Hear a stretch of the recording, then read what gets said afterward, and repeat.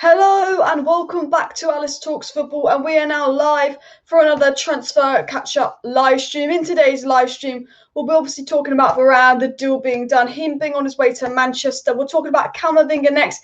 Camavinga is our next target. What is the situation with Camavinga? What is the latest on that? We'll talk a bit about Trippier, other midfield targets, which players should Manchester United sell. 3 players have been linked to moves away from Manchester United. We'll also be talking about the pre-season friendly versus Brentford, giving a review on that. And also rumours that the pre-season game versus Preston is cancelled on Saturday. But first things first, let me introduce my guest onto the channel, Ivorian Spice. How are you doing? What's up, Alice? I'm okay. How you guys doing as well? I'm doing all well, man. It's been a good week for Manchester United fans so far in terms of transfers. And in terms of the pre-season, it's a different story, but hell well, it's just pre-season at the end of the day. Can't get upset at pre-season. But yeah, man, it is what it is, man. I'm just glad to be on the show again. Third appearance now. Oh yeah, it is. It is. Thanks for coming on. Make sure you do subscribe to Spice's channel. The link is in the description to subscribe to that, by the way. We are going to talk about Camavinga. I'm going to give the latest on Camavinga. But before we even talk about the third signing that we're going to make, we have to talk about our second signing. Raphael Varane. Like, how have we pulled this off? How are you feeling? What's your thoughts on this transfer? Well, first of all, I remember, guys, I was here a couple of weeks ago saying that, well, if you guys think he's just interested just for the money, just to get a new contract out of Real Madrid, he was just using us. I was like, nah, you're wrong. He's been wanting to leave. He's been wanting a new challenge for a very long time, guys. And I told you, he's probably tired of seeing the sun. Maybe he wants some rain. And look at it now. All I can say is I told you guys, and Arsenal fans, ha, with your Ben White nonsense. I'm happy that Varane has signed. Finally, we do not have to see what's it called? Lindelof again, Magdalov. We never have to see Magdalov for the rest of our lives for a very long time until someone gets injured, obviously. But now we get to see the strength of Maguire. We finally get to see his true value, that he's actually worth 80 million with someone as Varane. And Varane is a defender that's probably worth just as much as he is, but just that he has 1 year left. And with 1 year left for that much price, it says it all. What a bargain. Manchester United, an absolute steal. Big up John Murtough. They were key, and Darren Fletcher, they was also key and instrumental to this, you know. All I'm saying is that, guys, just be happy. We've got a world-class defender. It's actually mad. He cost us the same price. It's 34 million, rising to 42 million in add-ons. Nathan Ake cost Man City 42 million when Bournemouth got relegated. We've basically got Raphael Varane for the same price Man City got Nathan Ake for. So I think, you know what? Even if he's not amazing in the Premier League, whatever happens, he's going to do a better job than Lindelof for sure. But £42 million, you know, 50 million gets you Ben White, 42 million gets you Nathan Ake. But if you go abroad, you get 1 year left in the deal. We've got a world-class centre-back for £42 million, and you can't complain about that because we spent 80 million on Maguire. We're spending half of that on Varane. So I'm absolutely gassed about the signing next. And a lot of people are saying, look, Sancho's done. Varane is done, but we still have a massive, massive hole in the midfield. I'm going to get to Camavinga and the Camavinga news in a second. But where do you think Manchester United need to go next? Do we need a CDM, a right back, a striker for you? Like, what do you think we need to do next? The most obvious thing, guys, obviously, is centre defensive midfield. That's where we really need to draw attention to. You know that, and I know that we need a holding midfielder because we're tired of seeing McFred. For us to actually do well for next season and actually, you know, make a change in terms of the level that we are now to the level we want to get at is by signing a holding midfielder. You know why? Because at the end of the day, we've signed Sancho, we've signed Varane, but we still need a holding midfielder to actually start challenging. It's nice to have these 2 players, but it's not enough. We need a holding midfielder, and then after that, we probably need a number 9, a solid, bona fide number 9. So it's not it until we want to challenge, you know, until we sign those 2 players after. We'll see what happens because, Alice, I honestly believe that Manchester United are probably going to see what they do in terms of selling players to see what kind of funds they can free up and raise up before they make their next move. So we might not see anyone come in first. We might have to see people go out. So, but definitely and truly, the centre defensive midfielder is where we need to address. Yeah, I 100% agree. I think there's still work to be done, but I think this transfer window was centre back, Sancho and CDM. I think this is what this transfer window is. And I agree with what you said. I think, you know, the CDM depends on selling players and all of that. A lot of people saying Camavinga is off and all of that. But the situation with Camavinga is, and I'm just going to read out some quotes here and just talk about the situation with Camavinga. It's like, we've been linked to Camavinga. He's got 1 year left on this deal with Rennes. So kind of similar situation with Varane as well. We could steal Camavinga for £30 million. Now, Man United want him. Like, he is our next target in the sense of, like, it was always Sancho, Varane, and then Camavinga or Trippier were the two players that we were really sort of linked to as well. We have been in talks with Rennes for Camavinga. We know that. We know he will be sold. But the situation with Camavinga is, like, he could go to Real Madrid, he could go to PSG, could go to Chelsea. There's a lot of competition for Camavinga. We beat off the competition for Varane, so there's a strong chance we can beat off the competition for Camavinga. But what we know about Camavinga, because there's people are saying, some people think this deal's going to happen, some people think this deal isn't going to happen. I just say wait and see what happens, because we know that it doesn't depend on if Pogba stays or goes, because he's going to be a cheap deal. But Fabrizio Romano said that Camavinga is in no rush and is trying to think about what club he wants to join next summer due to him having a lot of options. We also know from Fabrizio Romano that Manchester United are still in contact with Rennes for Camavinga, but there's been no agreement between them yet. We will see what happens in August because many things could change. And again, we also know from Fabrizio Romano that Manchester United are interested in Camavinga. They love him. They've held direct talks with his agents and Rennes to understand his price, which is around 35 to 40 million euros.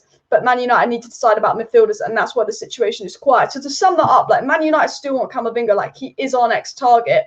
But the reason the situation is quiet is because, one, coming back to what you said, it's probably about selling players, raising the funds. Two, we need to actually figure out, is he the midfielder we want, or would Goretzka or Sal or Neves benefit better? And three, as much as we want Camavinga, as much as we've been in talks for Camavinga, as much as we like him and all of that, and it's a very good price, you know, Camavinga may not want us. And a lot of people are like, he wants to go to Spain. There's rumours he wants to go to Spain. But for all you guys watching, I think the situation with Camavinga is wait and see what happens. There's a chance this deal will happen, but there's competition. And I want to come to you, and what are your thoughts on Camavinga? Do you believe there's a chance in it? How do you feel about it? Also, another midfielder you'd rather get? First of all, what my thoughts on Camavinga, first of all, because I honestly think that he's a good player and he's a good talent, and I think that Manchester United should go for him. However, I understand that the current situation at Manchester United are right now. Having spent that money on Sancho and Varane, like I said earlier on before, it's about waiting and seeing what Manchester United do in terms of the players going out. So yes, they will go for a centre defensive midfielder. It doesn't mean it might not be. It doesn't mean it might be Camavinga. It might not be as well at the same time. So you never know. They could go for an alternative. With Camavinga, I understand that he's young. He can go anywhere he wants to because he's that talented. He can go to PSG and he can also go to Real Madrid. Doesn't mean that Manchester United do not want to sign him. I agree with you. It's about wait and see. It's a waiting game. Manchester United need to get rid of some players, free up some money. Then maybe they do have some money left to actually go for Camavinga straight away. Because we don't know what the transfer kitty for them is, because we don't know the deal. We know that the deal with Sancho is not straightforward. It's not straight cash. It's cash, and then we need to pay it within 4 years as well. So you never know. They could have saved money from that transfer. They could have also saved money from the Varane transfer. They may have not paid 30 million up front. You know, they could have done a structural payment because knowing in the condition that they are at right now because of the pandemic. So you never know. They could still have money in reserves. So it's all about, again, like I said, selling those players, freeing up the money as well, freeing up the wage bills especially, and then going for Varane. Camavinga. And if it's not Camavinga, we'd be lucky to see if they go for someone like, because they've been linked with Ruben Neves as well. I've read some articles on Neves. Neves has been linked to Manchester United. So for a fee around £35 million as well. That's similar to what Camavinga is. So you never know. So I wouldn't back down on the deal, and I wouldn't say that, guys, that it's over just because these other teams are involved. Because Real Madrid are also in the same position. They need to sell. They want to free up money to get someone like Mbappe in as well. That's the reason why they got rid of Varane. They was comfortable with it, because even though Varane didn't want to sign a new contract, they thought, why waste him and let him go for free? Let's get money in because we want to sell players. Just like they're interested in selling Hazard, if you guys are aware of it. Real Madrid are interested in selling Hazard to free up money for Mbappe. So their focus is getting Mbappe in. Camavinga, I know that Modric is getting old, but still, they still got a year left of him, and they probably got other players that can actually do the same job as him within their team. I don't know. They probably do. But yeah, with PSG as well, they want Pogba. It's been highlighted. They want Pogba. So, and they want to convince Mbappe to stay. So the only way to convince Mbappe to stay is by getting someone like Paul Pogba. Again, which leads up to us, Manchester United, who have the space to bring Camavinga in. So, guys, sit on it. Alice, what do you think? Yeah, I think the situation is, Camavinga and Trippier are the two players we're linked to. We know from Fabrizio Romano, the Trippier deal really depends on Dalot, because the money you get for Dalot, you can just invest right into Trippier. I'm not really bothered if we have Dalot at right back next season or Trippier at right back next season. But going back to the midfield point, Camavinga is our main target in the sense of where we know from Romano that Camavinga doesn't depend on Paul Pogba. The Camavinga situation doesn't depend on Paul Pogba because he would be £30 million. We know Rennes have to sell him because they don't want to lose one of free next year. Rennes need to cash in. We obviously know, I said about a month ago, I said Raphael Varane will go to the club he wants to go to. It's a 50-50 between United and PSG. As time went on and PSG got Ramos, when PSG got Ramos, I was like, okay, you know what? This is a bet. But I was like, you know what? I'm 75% sure we're going to get Varane, unless we mess up. Because I was like, he's not going to PSG now. I don't think Chelsea are going to get him because they haven't really been linked to him. Mm-hmm. So I think Camavinga is kind of like Varane's situation. But obviously, I think maybe more competition. It's like, it's between us, PSG, and Madrid for Camavinga. And we won the race for Varane. And I think Camavinga, 1 year left on his deal, he has to be sold. Camavinga will go to the club he wants to go to.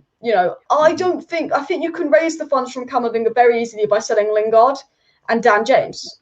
And I don't think it's too much about raising funds because Varane and Sancho cost us a combined 106 million, going to 180 million on add-ons that will be paid over 5 years.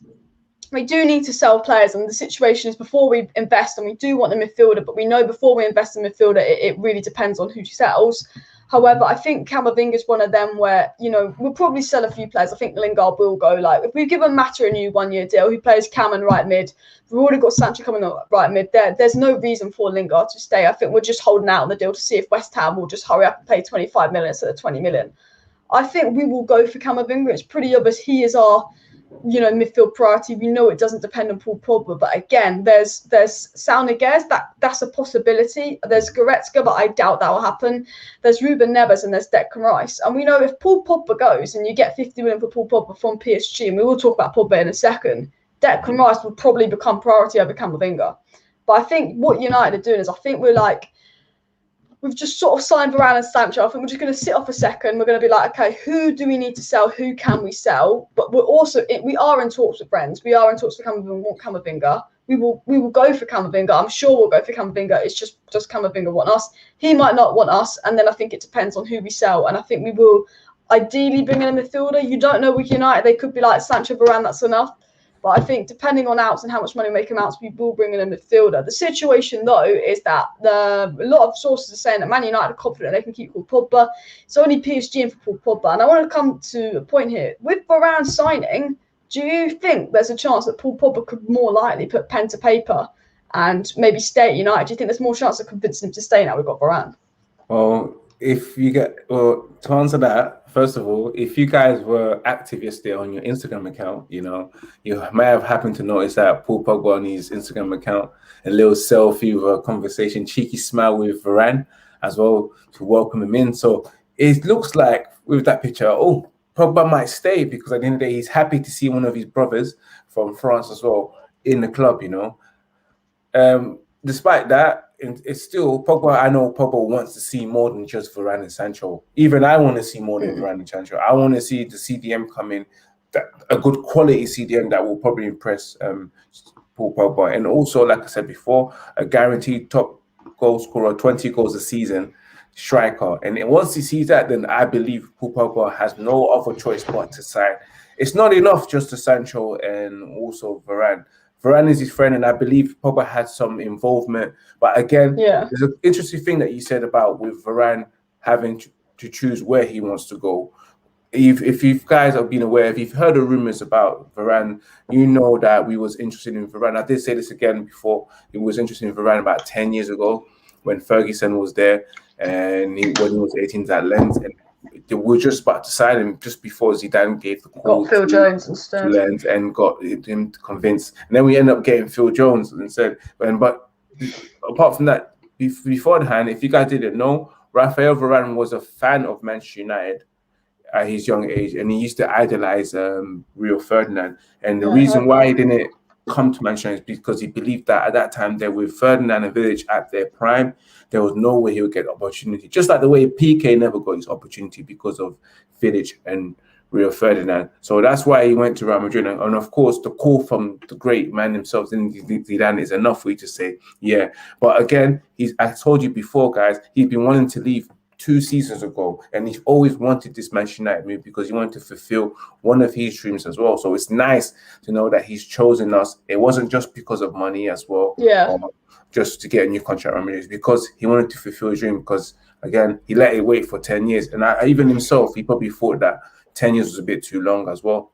Yeah. So yeah, and we have been linked with Varane. If you guys are not aware, on and off for a while. So it's not a surprise. So it's mad that we've done it. Like I thought there was a possibility, but we never. We know that Manchester United take the time when it comes to signing players. It took 10 years to get Varane. It took 2 years to get Sancho. So yeah, at the end of the day, Manchester United do get their players. It's just about. It's going to take about 50 years to sell Phil Jones at this rate. But linking to what you said about competition, Andrew put in the live chat. Not sure about Ollie's selection, but Camavinga also has the least competition to get in our midfield compared to other clubs. Because you look at the United midfield, okay, there's Matic, and there's rumours that if we sign a midfielder, Matic will leave. Romano said that. There's Matic. There's Fred and McTominay, who we all know aren't that good. There's Donny van de Beek, but he'd probably be on the bench anyway, so does he even count? And then Bruno and Pogba. But if Pogba goes, even less. You've got Bruno and Pogba are selected. Then if you come into Man United, you've got Fred, McTominay and Matic's competition in that role Camavinga would have. If he goes to PSG, he's got Wijnaldum, Draxler, Herrera, Paredes, I think Danilo, the CDM that's Portuguese, Danilo. They've got so many midfielders at PSG. Verratti, I forgot to name him. You know, if he goes to PSG, he's not competing with Fred and McTominay. He's competing with Verratti, Wijnaldum, Draxler, Paredes, you know, all those players. You know, if he goes to Real Madrid, he competes with Casemiro, Cruz, but I guess they are aging, Valverde, and that other one, Modric, but I guess they are aging to that extent. But like, you know, as you're coming back to the Varane didn't come to United, even though he was a boyhood United fan, because he just fought Rio Vidic, same reason we lost PK. Maybe Camavinga could look at it as like, oh, to be fair, Fred and McTominay, Cruz, Valverde and Casemiro, or newly signed Wijnaldum, Herrera, Paredes and Verratti, like, realistically, he's going to get the most game time at United, and I think maybe that's something that we could offer him. I mean, do you think Ollie would play Camavinga though, or do you think he'd be Donny van de Beek the second? Yeah, like I honestly think that if knowing Ollie right now, especially because Camavinga is 18 years old, it's an interesting one. It's a sticky one. I can tell you, I want to tell you that yes, he's going to give up Camavinga the chance to play ahead of McFred. You know, knowing that Camavinga is probably really talented and is more talented than McFred and also, I mean, McTominay and Fred, both of them combined together.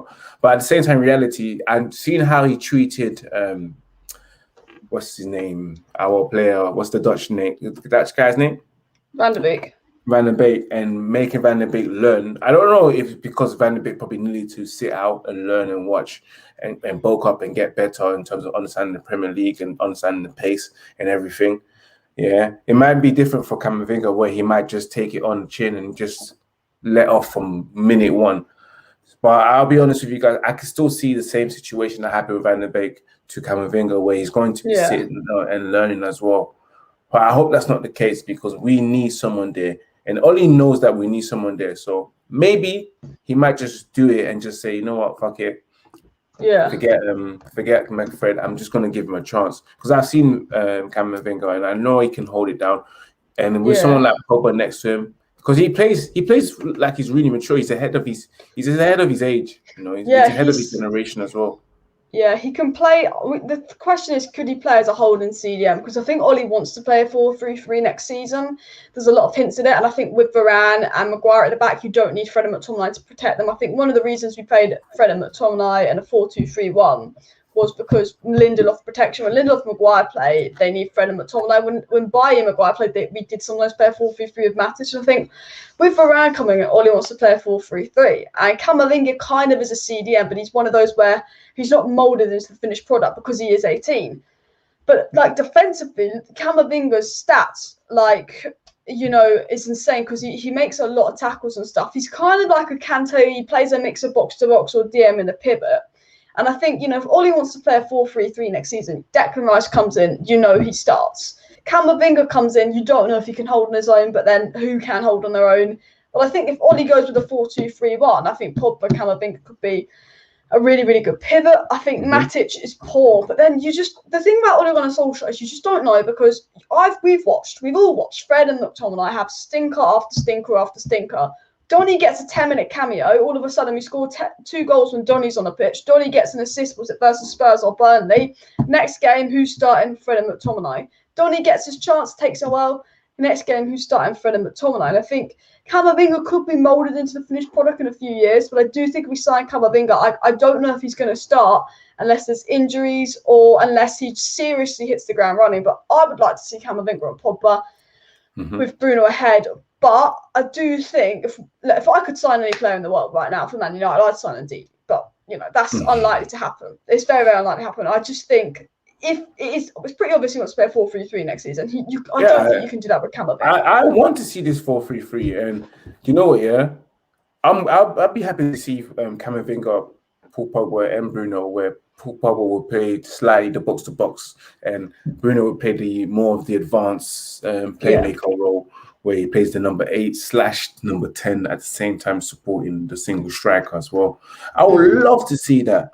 And I think that would work. It's whether Ollie can risk it as well. And it's whether Ollie can implement it and teach it efficiently, and effectively, because I know that Ollie's got a way of playing and I can see it, but at the same time, I do see the players unable or incapable of actually performing these, like playing the simple pass, playing the 1-2 for retention. But then again, some of it as well is also what happens in the coaching scenes, because we don't see it. We don't see whether it's the players or whether it's the coaches, or the coach is not good enough or the players not good enough. So we will never know. We're in two minds by it. We're going to bicker about it.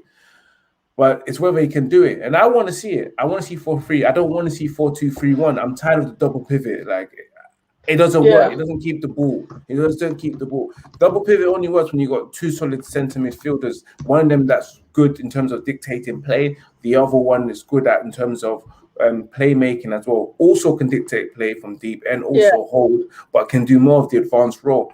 And then you got your number 10 who does it all and also supports the striker. It only works like that if you've got those type of players. And Manchester United do not have those type of players. Yeah, no, 100% agree. We've got a comment here saying we should go all out for Neves because Camavinga wants to skate, Goretzka's using us for a new contract, and Sal, there's a lot of competition and stuff. Now, I like Ruben Neves. I think he's a decent player. 35 million. I know he's linked to Arsenal, so if we stole him off Arsenal, there's always that bit of satisfaction. He did play 34 games last season as a CDM and 7 games as a centre mid, and he did play in like a pivot for Wolves. But I don't know if Neves is the player for Manchester United, and a lot of people want him in that. I think he's a good player, definitely improving on Fred and McTominay, but he can't hold on his own, and he plays for a Wolves team with 5 at the back, so his defensive duty I don't think is needed as much. And I watched a lot of Wolves because my stepdad supports Wolves, and I think Neves is a good player. He's a good young player. I think he would do a good job in the pivot with Paul Pogba, but I mean, I would take him for 35 million, but I think for me, I would rather get Declan Rice, Camavinga, Saunaghes, Goretzka. Like, where would you rank like Neves? Do you think he's a player we should get, or is he one of those where if we can't get other options, get him? I'm with you. I'm like, I would only get Neves after exploring all of our options, after we've exhausted all of our options, because he'll be the last person on the list. I know he's not top ranked. He's not first ranked, because people also were saying about Ben White, who was on the list, but I know that Ben White was probably like 4th or 5th in terms of priority, in terms of the transfer list, in terms of the centre defence. Varane was always our number 1 first choice. So Arsenal, you got like the 4th or 5th choice from Manchester United's list of transfer. So it will be the same thing in Neves. Our top ranks should be someone like Ndidi, Declan Rice, but the price is too much, and I don't see that happening. Like I said before, because we spent this money, we spent quite well enough. No one has left. You can see us getting someone like Ruben Neves if no one really leaves for a good amount of price, It all depends on who's going to go and how much money you can free up in a wage budget, and also in terms of generating transfer kitties. So it really depends on that. Otherwise, if we don't do anything like that, you can just get a Neves. If you see us making movements, stop getting rid of these players, then you can get someone like Ndidi and someone like Declan Rice or someone like Locatelli, but you can see that he's going to Juventus. 100%. We need to ship out Deadwood. A player that we haven't really been linked to is Basuma. Kevin United says sticking with Basuma as preferred / more likely target. The CDM will be how we rate the transfer period. Camavinga may not be a day one start. Now he talks about Basuma, and we know that Brighton are quite interested in Daniel James. We know that James Garner needs a Premier League loan. We know that Lingard should be sold. We know that why have we given Mata and Lingard a new 1-year deal? We've got a lot of Deadwood. A lot of monies we can make in sales. And I think, you know what, we should offer them Daniel James and 20 million and see if that could get us Basuma. It might not, because, you know, they rate Ben White at 50 million. But if they want Daniel James, I reckon we could be like, we'll give you Daniel James some cash, and we even give you a Garner on loan for a year and give us Basuma. I think that is semi-realistic, but you just don't know how much Brighton are going to ask for Basuma. Like, what's your thoughts on Basuma? Well, it's the same thoughts on someone like Ruben Neves. I'll be honest with you, Alice. Like, same tier list in terms of ranks, in terms of who do you want. Like, if we get Basuma, it's the same level of getting Ruben Neves, because at the end of the day, we're not going to advance as much. Just like they're just slightly just a bit better than what we have in terms of McTominay and Fred, right? Honestly speaking, we won't improve that much if we get someone like Basuma. We will improve, but we won't improve that much. And we want to improve dramatically in terms of having the CDM right now, because we had to deal with scrap so far. Yeah. Ever since we've probably lost someone like Roy Keane and Owen Hargreaves, and someone of Michael Carrick, although I wouldn't say Carrick was a holding midfielder, but he can play the role. Ever since we've lost that, we haven't replaced that with pure quality. And we've been missing that for a very long time. And we need that. Just like we haven't had a right winger for so long of pure quality, we have that now. I'm not going to settle for less at all. Manchester United's never, ever settled for less. It's all about getting the best player possible in that position. So, again, Basuma will probably be the last choice if we never sold any players and we don't have any more money. Yeah. That's my opinion. I think Basuma and Neves are decent players. Improvement on McTominay and Fred. I'd rather have Basuma than Neves, just because I've seen a little bit more that Basuma could be a more of out-and-out CDM than Neves. But I do think, look, there's a lot of better options out there. I mean, dream come true, indeed, probably not going to happen. There's Declan Rice. They're two out-and-out CDMs that are really proven.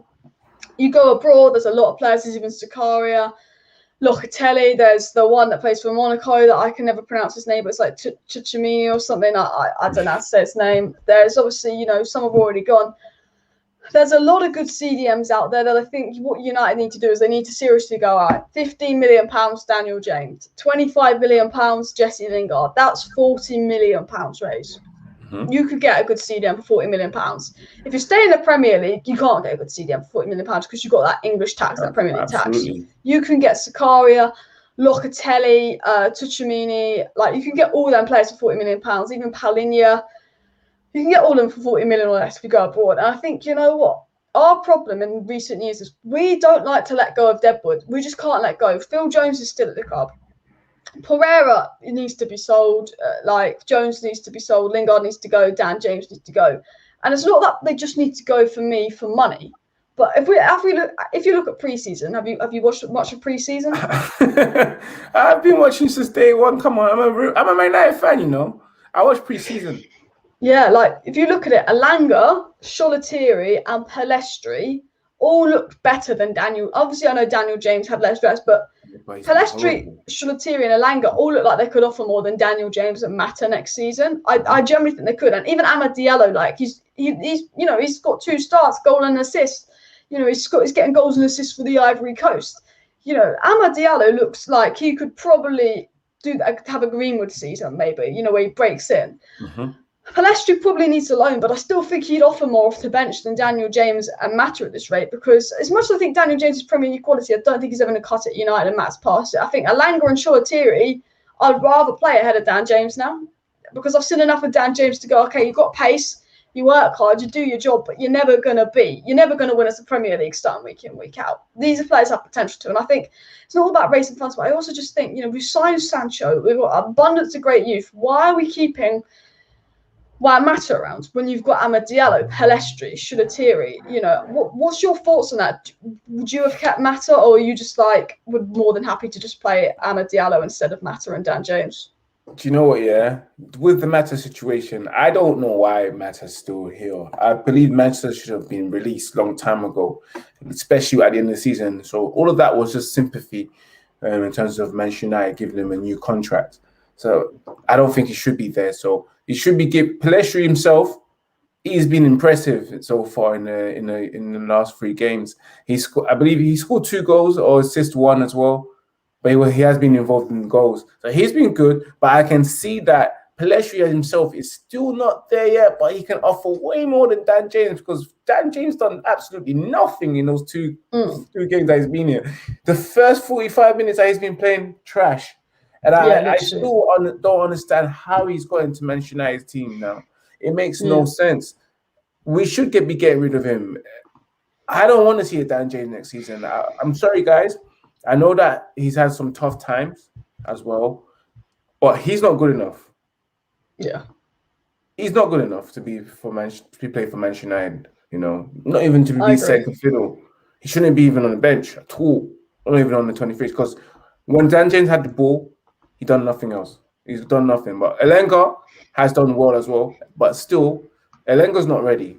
Yeah, he needs a loan. He needs a loan. Pelestri needs a loan as well. Diallo as well, I believe that he should be in the team. But as well, I won't be surprised if they put him out on loan as well. Because for some reason, we spent 40 million. He's supposed to be in the first team.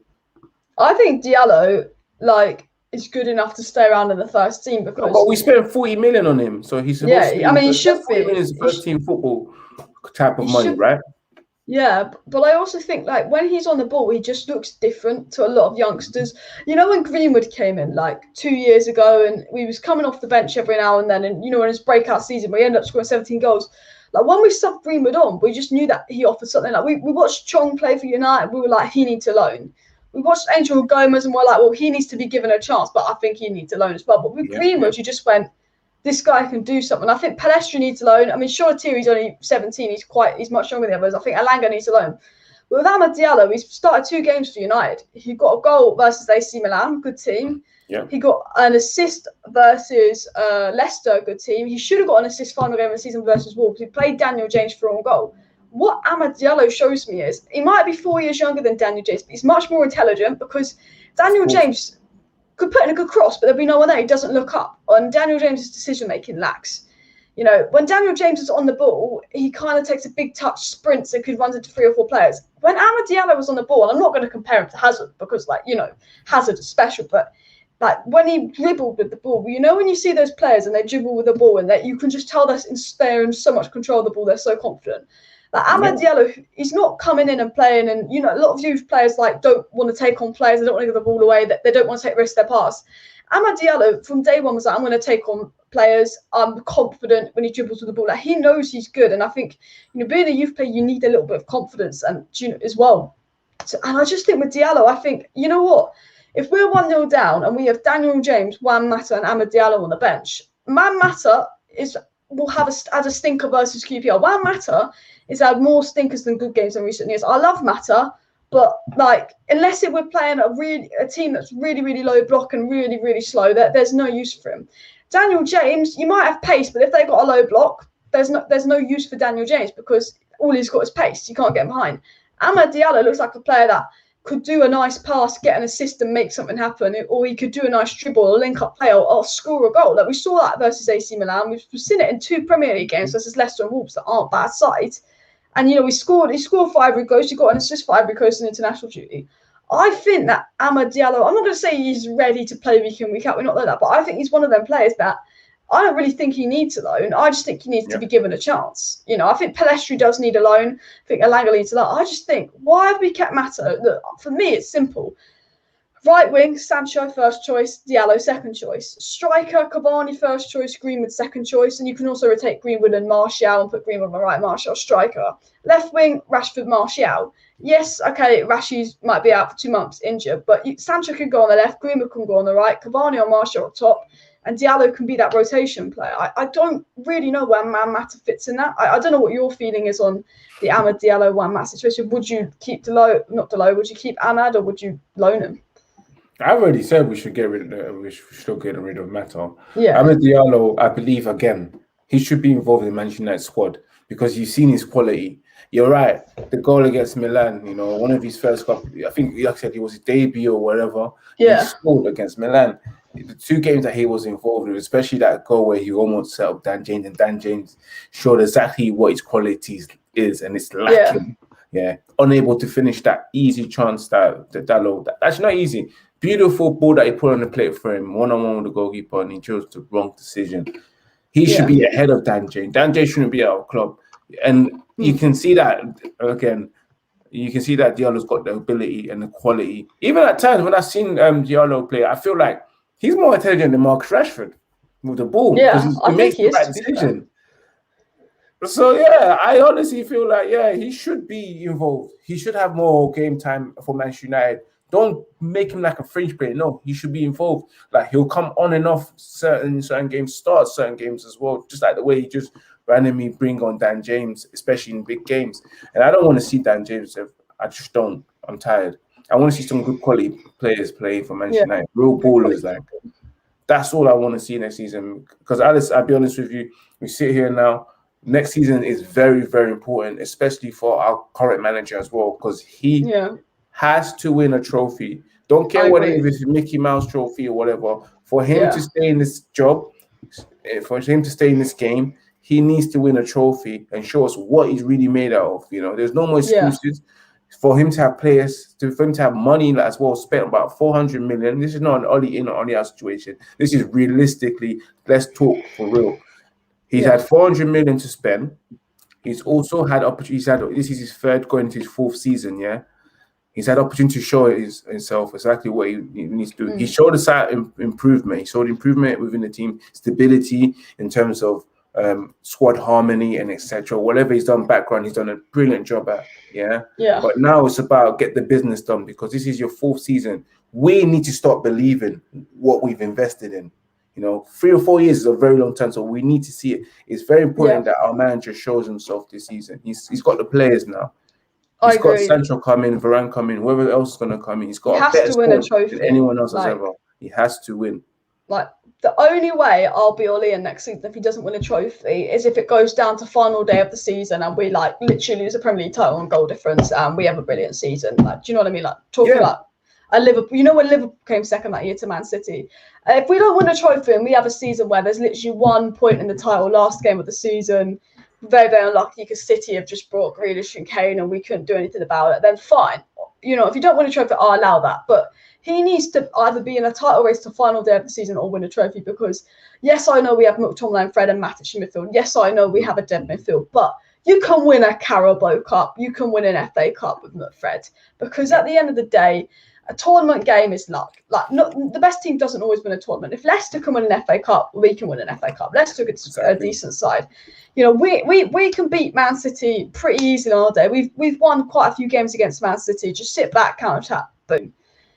I just think Oli has to win a trophy next season, and I think Oli's downfall will be maybe if he doesn't trust new signings, if he decides that he's not going to give Donny game time and go with McFred. You know, if he keeps players like Daniel James and Mata around ahead of Amad Diallo, because at the end of the day, we got 2nd place playing pretty shit football in the first half and playing good football in the second half. And I think one of the reasons we did play shit football was because Lindelof and Maguire, you had to protect them. You got Varane. Inability to keep the ball as well. Yeah, I think with Varane, there's less need for McFred, because you don't see McFred when Maguire and Varane play. Varane has pace, even though he's slower than he used to be. He's got pace, and I think right now, as well as winning a trophy, I want to see a better brand of football. Obviously, results come before anything. But when we attack teams, like the second half in games, when we go 1-0 down, the reason we play well is because we attack teams. We need to score. It's like we need to score. It's not about keeping possession and breaking teams down. When we go 1-0 down, we need to score. And I think right now, Varane, there's no need for McFred with Varane. He's better than Lindelof. He doesn't need that McFred protection. But Daniel James, you know that he doesn't suit good football. Daniel James, you know, it's sit back, counter attack. Daniel James does a lot of off the ball work, uses his pace, gets in behind. I don't mind playing that against Man City or maybe a PSG or a Bayern Munich, but I don't want to see that kind of football against anyone else. You know, we played counter attack football versus Arsenal last season. They're a mid-table club. You know, I want to see good football, and Amad Diallo fits good football, you know, the way he looks on the ball. You can't play good football with Daniel James. And I just think Ollie, Ollie, sorry. I think Ollie, needs Van der Beek to be playing a bit of a box-to-box role more than, you know, he's going to offer a little bit more than McTominay and Fred in that role. You know, Pogba, obviously, hopefully he's not put on the left wing. I like to see Pogba in a pivot. Bruno, I want to see good football from Manchester United next season. I want to see us winning not winning something, a title or a Champions League, ideal. But for me, it's about the football we play and the substitutions as well. I think Ollie, we lost the Europa League. Big time. Because of subs. We lost the Europa League because of subs. And I think Ollie has to learn. You know, it's a learning curve job for Ollie. I think for me, there's 3 things he needs to do. Better football, better decision making on top of that. It's not just subs, it's decision making. When to bring those subs on as well. When to make those impact subs. And he's failed He's failed at time on us so many times. In the semi-finals of the Carabao Cup final, FA Cup final, making the wrong decision in terms of going playing that 5 at the back against Chelsea. He gets nervous. Yeah, so it gets nervous. That's the only thing I have to say. Now we're coming to this next season. The decision making needs to be on point. Everything needs to be right because there's no more excuses. If you're Ollie out, you know, even yourself, if you're Ollie out, you know that there's no more excuses for him. If you're Ollie in as well, you know that there's no more excuses for him in as well. Yeah. Like he's been given all the tools he's needed now. And this is the biggest time I've ever seen him getting tools so early, you know. Yeah. We've never been so ready. We've gotten 2 so far. Usually, guys, our CEO is usually on holiday right now, you know. Usually during preseason, he takes his annual leave. We never get first choice either. We never get first choice. And now we have first choice. First choice in right winger, first choice in centre defenseman. Now we just need a CDM and a striker. I hope we can get at least first choice in those 2 departments. But it's not going to be easy until we sell some players. But there's no excuses no more. I don't want to see that. I want to see the best out of Ollie now. And also he's added to his coaching ranks as well. He got an addition. I believe one addition who's come in to be in charge of come from Chelsea to be a part of the coaching and attacking the setup in terms of attacking set pieces and also build-up play as well. So we should be seeing an improvement on our build-up play. So this 4-3-3 better improve, and we need to see it. Yeah, 100% agree. I think, to be fair, to play a 4-3-3 to Ollie, he probably needs an out-and-out CDM. I don't think Matic can offer it anymore. But at the end of the day, you came second. You've got Varane and Sancho on top of that. There's no excuse not to win the trophy. Whether you're Ollie in or Ollie out, as you said, there's no excuse. I just want to cover a little bit of news quickly. Situation is the Preston pre-season friendly on Saturday. It looks like it's been called off for COVID cases and all of that. I think that is the situation on the Preston pre-season friendly, but I will keep an eye on that. That news came out an hour ago. Obviously, Man United believe that they can keep Paul Pogba. They're confident they can keep him. However, you know, PSG do want him. Obviously, Kieran Trippier's move depends on, you know, Dalot. We know that Goretzka isn't a priority for Manchester United despite those links. There's those little bits of news coming out. Pereira could be going to Lazio. Lazio are interested in Pereira, thank God. Hopefully we can sell him. Matic could leave if we sign the fielder. That is sort of a little bit of a news update. And you were mentioning about getting a striker. Now, I'm a massive fan of Anthony Martial. I think he's a really, really good player, and I'm one of his biggest fans. But he was shit last season. Like, it doesn't take a genius to tell you that.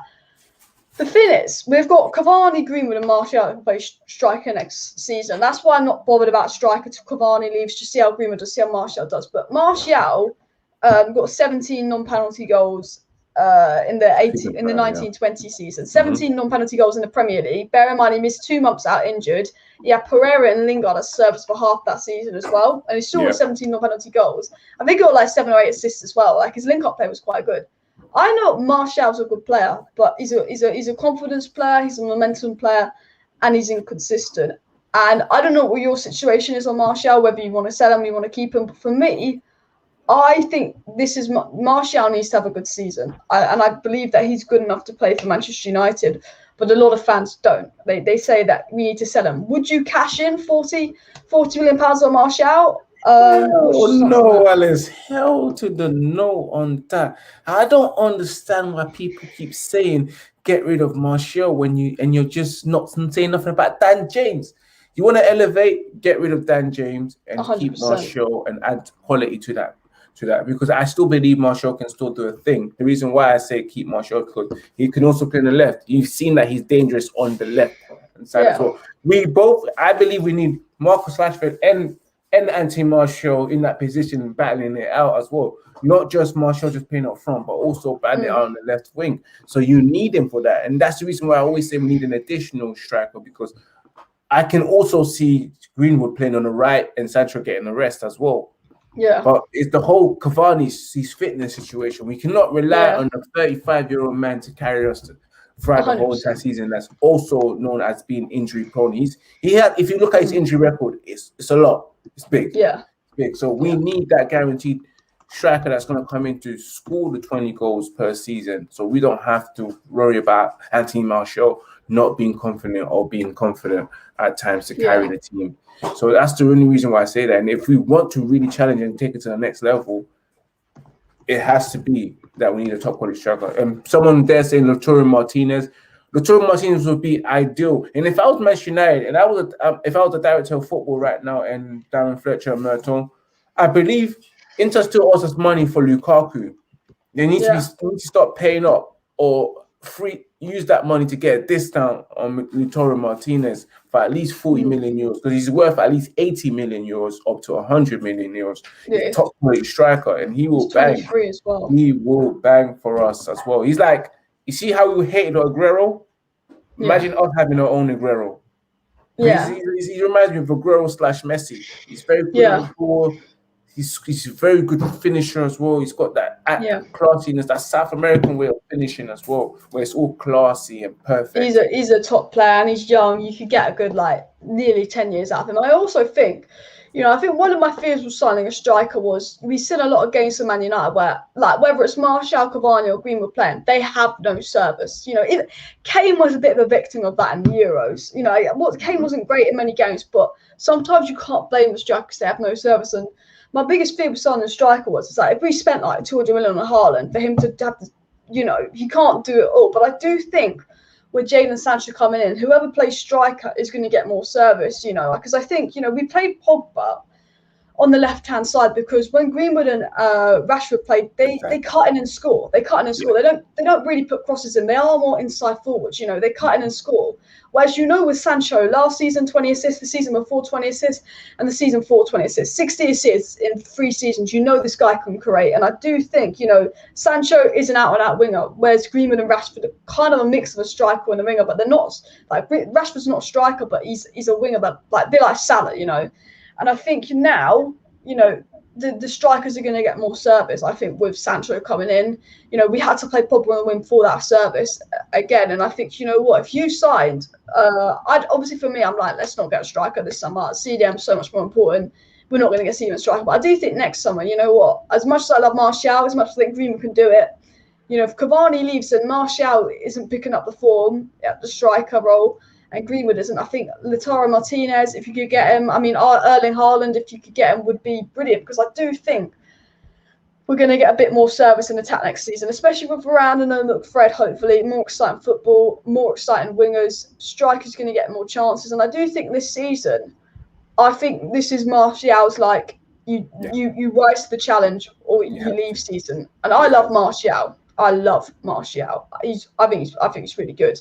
I think he's a good striker. And you know what? Because Cavani's a bit inconsistent with injuries, with Rashford being out injured, I'd really, really like to see Martial striker, Sancho on the left, Greenwood on the right. I do think that would work. That still works. I think Martial could get a run of games as well without Rashford as well. And I think with Martial, one of the problems with Cavani coming in was I think Martial needs a run of games, needs momentum, that confidence as well. What would be your ideal front three now that Rashford's out injured, or would you swap it around a bit? I would love to see.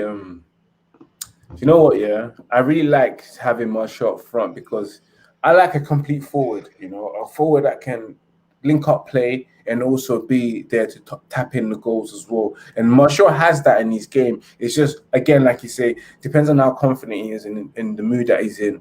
But Martial has it. He can link up play and also get at the end of every crosses as well, because he's good in the air as well. He scored goals with his head as compared to someone like Marcus Rashford. Marcus Rashford is scared to head the ball, and you've seen him close his eyes to do that before, live in the flesh as well.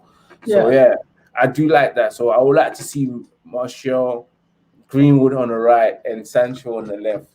And again, I won't dispute having Martial on the left, Sancho on the right, and Cavani up front. Yeah, I think. You know what I'm saying? Oh, Greenwood up front. You see, I won't dispute any of those. I think it's exciting, you know, because our attackers are all exciting. You've got Cavani with the experience.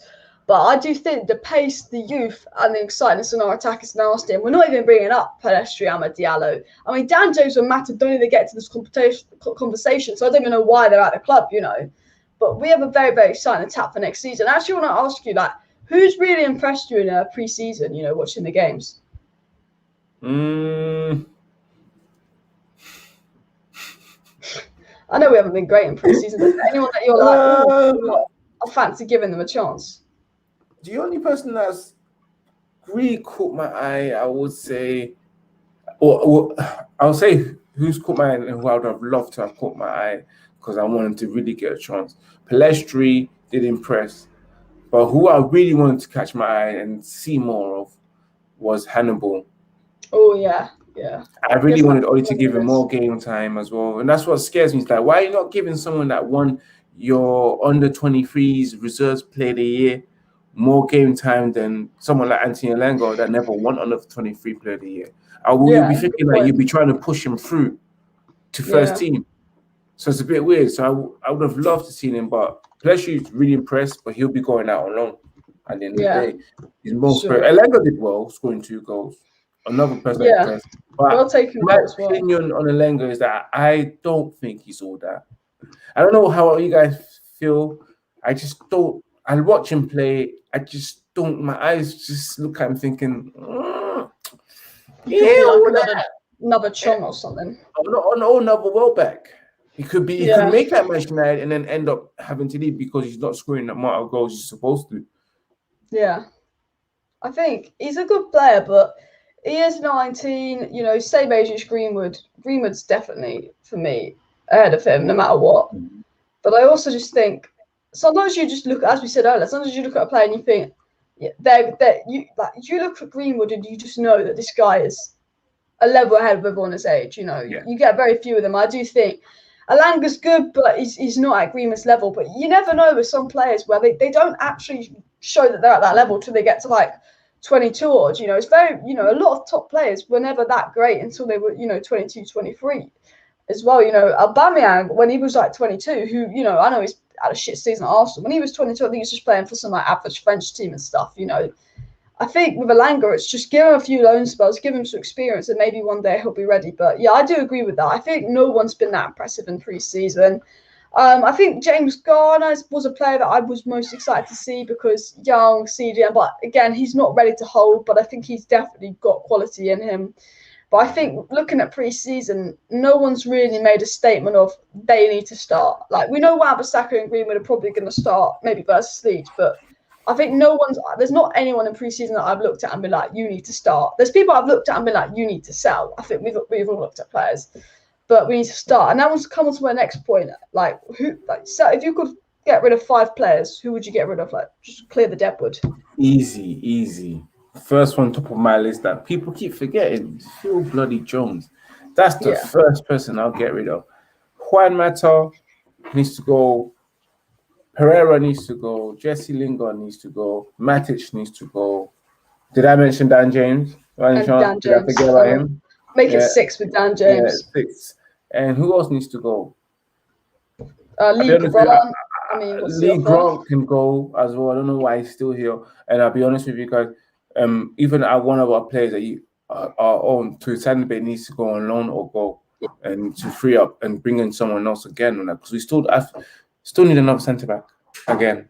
Because I love my boy Bai, but I don't think he's fit. I love Baye, but you can't rely on him because you could play 3 good games, then have a shocker, and have a really good game, then be injured for 3 months, come back, play like prime Van Dijk, then get injured. Like this, the Baye can be prime Van Dijk on his day, or he can go and then he can go get injured. He's not reliable at all. But I think the situation with centre backs is we are going to sell to Xavier or loan him and then keep Baye and Lindelof probably around for backup. Which, to be fair enough, I think Lindelof, as much as I don't want to see Maguire and Lindelof, like Lindelof is somewhat reliable. Not really at defending, but it's in the sense of like he does have a pretty good injury record. Like he can do a job. I think and it's proven that Manchester United haven't really conceded that much goals defensively throughout a Premier League campaign. The season before, we did really well defensively by conceding one of the least amount of goals. We came second, I believe, after Tottenham. So with Lindelof, it's not that bad, but I'm expecting with Varane, it's going to be much more better. Yeah. I just think whatever happens, like people are going to be like, people are saying Varane's going to flop, he needs to adjust to the Premier League and all of that, but I'm sitting there going, £40 million, Man City spent that on Ake. You Arsenal, you spent £50 million on Ben White. He could be a good player, but he's worth 25 million max. When United were linked to Ben White, I was like, no, shut it down. When we're linked to Tyrone Mings, I was like, no, shut it down. We've got Varane, and the good thing about Varane is, if you sign a Ben White, if you sign a Tyrone Mings, if you sign a Pau Torres, Ollie will probably start Lindelof over them. Yeah, Varane puts Lindelof on the bench, and Varane is going to be improvement on Lindelof. But one thing Varane offers, and we saw this in the Euros, Maguire is so much better next to Stones than he is next to Lindelof. Maguire is so much better next to Baye than he is next to Lindelof. Maguire surely it's got to be better next to Varane. So even if Varane isn't brilliant, but look at his CV, we know he's a good player. He will definitely improve Maguire because I think it's centre back is about partnership, and I go Varane has pace. Varane's got experience. It's not Maguire doing it all on set pieces because Lindelof gets bullied by the defence. I just think set pieces, tick, we're going to improve. Pace, tick, we're going to improve. Pace means no Fred, hopefully. Tick, we're going to improve. And Maguire might improve. And then the fifth and final thing is Wan-Bissaka. Getting a lot of criticism at the moment. He might not have to tuck in as much. He might improve because his positioning is shocking. But I like Wan-Bissaka, and you hear them all on Talk Sport slagging him off, saying he's rubbish, he can't defend, he's nowhere near the Euro squad. But I mean, since Wan-Bissaka's joined Man United, this is a stat. I don't know if this stat's true. When you see a stat on Twitter, but apparently we've only conceded 3 goals to left wingers since Wan-Bissaka's joined Man United. And if that's true, fair play to him. I mean, we do concede a lot to right wingers because he doesn't mark his man, it goes in at the back post. But he's a very, very good defender, and I think Varane could also improve him. What are your thoughts on Wan-Bissaka? Because we have also been linked to Trippier, Delo. What's your thoughts on that situation? Let me just quickly address the Rafa situation. People thinking that they might flop. People also need to add that he's 28 years old. Yeah, the man's done it in life. He's done it all. That nothing coming to Manchester United will not phase him. Or maybe he may need to adjust. It will only be a couple of games. I'm sure his quality, a player of his quality, will do extremely well. It's nothing to him. He's 28 years old. He's won it all. Coming to the Premier League won't be anything because why? He has the Premier League attributes to succeed. He's 28. He's not old. He's in his best time of his life as a defender. His prime years as a defender starts from the age of 28 to about 33, 34. That's when you see the best out of the defender. He's wise as well. So he's matured as a defender. So he'll just only need a couple of games and get used to it. And the pace, like I said, the attributes he's got is pace, strength as well, and he can read the game really well. So with Aaron Wan-Bissaka now, Charlie Austin, he can suck a lemon because at the end of the day, you played for QPR, you never really made it in the Premier League. So I don't know why you're out here dissing Aaron Wan-Bissaka. Aaron Wan-Bissaka, saying that Aaron Wan-Bissaka can't defend. Do you know how many pundits have been commending Aaron Wan-Bissaka for his defense? They said he's the best guy one-on-one. You don't want to be going to get up against him. He'll get you. So why would you all of a sudden he'll be the worst defender? Just because you want to usher in someone like Kieran Trippier. Kieran Trippier is not a better defender one-on-one. Oh yeah, like better going forward, but not defensively. Better going forward, but defensively, Aaron Wan-Bissaka is one of the best right backs in the world in terms of facing him one-on-one. So it makes no sense, man. My position on Aaron Wan-Bissaka is I like Aaron Wan-Bissaka, and I believe Aaron Wan-Bissaka can become way better than what he is going forward. Yeah, especially with someone like Sancho playing on the right, a bona fide right winger that will make sure it will support him in terms of attacking runs. He'll improve him. And on top of that, if we even get better coaches, practice makes perfect, right? Yeah, the coaching defensively is if the quality of the coaching is better in terms of teaching him, taking him out one-on-one, teaching him how to go forward, position-wise as well, and putting in good crosses, and which he has. Did he not assist the goal against Elenga? Yeah, literally. Thank you very much. He's all right going forward. I think it's just because he doesn't look as. No, it's because he doesn't look nice. It's Bambi on ice, they call him, because he doesn't look good on the ball and etc. And he looks like he's so one-footed. It hurts their eyes. That's why they don't rate him that much. I think it is what it is, because a lot of people say that Mahrez is better than Salah, and I'm like, Mahrez looks better than Salah. Mahrez might be more complete than Salah, but Salah's going to get you 20 goals every season. You know what I mean? For me, Salah is better. And I think with Wan-Bissaka is, I do think he is better than Reece James. I just think Reece James almost looks better because, you know, the way he dribbles. Because like a mad stat for you is that Wan-Bissaka got more assists last season than Kyle Walker and Reece James combined. Thank you. Like he's not that bad going forward. It's a myth. It's like he's not brilliant going forward, but he's not rubbish. You know, it is a bit of a myth. And I just go, this guy is being criticised by Charlie Austin, which is stupid. I think Charlie Austin couldn't make it in the Premier League. Literally, and just like Jamie O'Hara as well, couldn't make it in his career, but always sour and bitter towards Manchester United. And the Ben White situation and the Varane situation, then he would pick Ben White over Varane, far better defender.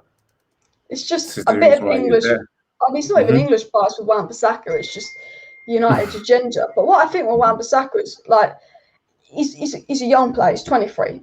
He's a good player. Like he is a good player, and he's got potential to improve. And I think Wan-Bissaka could be a little bit like Luke Shaw, criticise. But we all know he's a decent player. But because he doesn't look brilliant, he'll get criticised. And I think you might have this one season and 2-3 seasons, the next 2-3 seasons, where he just goes bam, and he proves everyone wrong, because he's only 23. He's going to have Varane at right centre back and Sancho at right mid, so he can only improve, surely. For me, absolutely. He will only improve. He's young, and he can only get better as you play football week in, week out. Yeah, 100%. I am gonna round up the live stream here. We've got one more question here. Who do you think will sign next? If you were going to take a bet on who do you think will sign next, or maybe no one, who would you go with as a random guess? Random guess, looking at what we're doing right now, it's going to be either a Ruben Neves, I believe, because the way we're linked with him right now is interesting. It's just weird. It's weird. Yeah. It's really hard to guess because Camavinga is so 50-50. I'm sure we want him, but you don't know if you get him. Declan Rice is so expensive. I'm just going to go Kieran Trippier if I had to take a guess. Yeah, that's the news as well. It's a safe option. But yeah, thank you everybody for tuning in to today's live stream. Go check out Spice's channel, link in the description. Go subscribe to him on YouTube. I will be live again tomorrow night. So any questions you have for me that I was unable to answer in today's video, make sure you subscribe, put that post notifications out, and I'll try and do a little bit of answering questions in tomorrow's video. Make sure you like, make sure you subscribe. But Spice, tell them all where they can find you on the socials. Of course, you can find me on, of course, Red United TV. Make sure you subscribe to the channel as well. We're on the road to 3K. And you can find me on Instagram, the personal Instagram account of Red United TV, which is Red United TV1. And also on the TikTok, Red United TV. And you can follow my personal Instagram account, which is Ivorian_Spice. Do tune in tomorrow at 9 p.m. for the Man United weekly bulletin. And yeah, and that's it. Cheers for that. Cheers everyone for watching. See you next time. Make sure you subscribe and me. Bye.